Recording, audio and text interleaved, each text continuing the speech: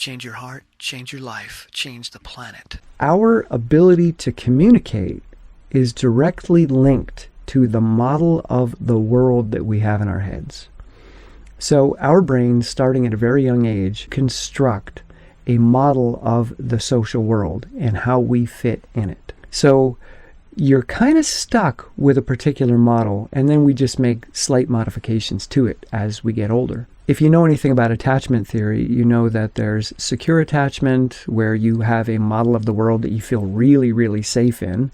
So when you imagine yourself doing things or saying things or interacting in just about any place, you don't model threats as much as someone that is insecurely attached. So in my model of the world, and myself having a shy, insecure attachment, I perceive everything as dangerous. I perceive everything as rejecting. So it's going to reject me by default. So then my brain has to find a way inside of this model to be accepted. So it's got to find a way to say things just the right way so that the person is going to want to speak back to me, or I'm going to have to do something, make some kind of gesture that allows me access, but I never assume access. By default, my brain assumes rejection. So then I have to concoct or construct a way in. But that requires that there is a real person, a real objective, a real goal. So speaking to you right now, there's a human being here. So I have someone that I'm trying to gain access to in conversation. But when I speak to a camera, I don't have a person in mind. I don't have an audience. I don't have a grounded place that I'm trying to gain access to. It's non-specific. It's abstract. I'm just speaking to the world.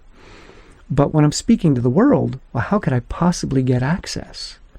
So my brain just can't do it. The words don't come out of my mouth.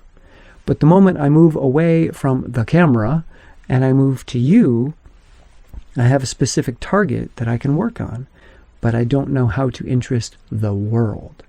Now, if I was securely attached, I wouldn't have to worry about trying to get access. I wouldn't have to tailor my message in such a way that I felt that it was being received rather than rejected. Why would it be rejected? The world is a kind, safe place for me. I feel secure in it. But for me, when I try to model this imaginary, abstract, generalized world, it's like, holy cow, I don't see any doors.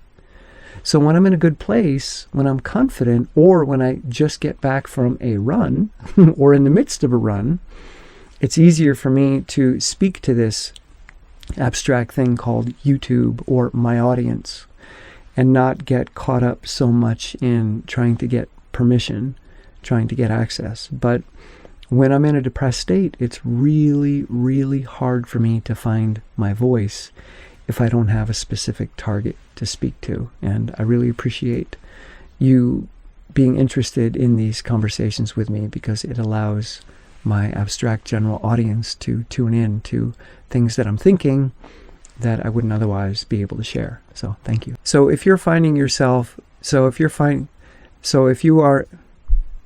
in, see, there it is. And the moment I try to speak to the camera, the words don't come out. Should I leave that in or should I cut that out? Because that's what happens to me when I try to make a video. I'm actually speaking to her now with the camera on. But yeah, I can't get through a sentence. It's nearly impossible for me to get through a sentence without flubbing it up somehow, because I don't know who you are.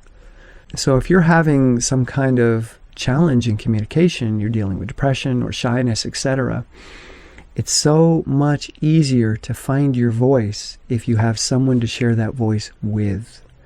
But if you're by yourself trying to rehearse your thoughts, rehearse what it is that you're going to say for this general audience, and this is important for public speaking when you're going to be speaking to a large group or even a small group, find a person to talk with. And when you finally do get in front of the group, find a person in the group to communicate with. Look at them, tune in with them. And if it's too much to tune in with just one person, find 2 or 3 people and speak to one, then speak to the next, then speak to the next, so that you feel like what you're saying has some solid ground in it and there's a connection being made. Please let me know in the comments below if this is something that you're dealing with, something that you struggle with, and I'd love to see what people bring out. Sometimes the best conversations take place after the video in the comments section, so please do leave yours. And if you like this video, please give it a thumbs up and subscribe if you haven't already.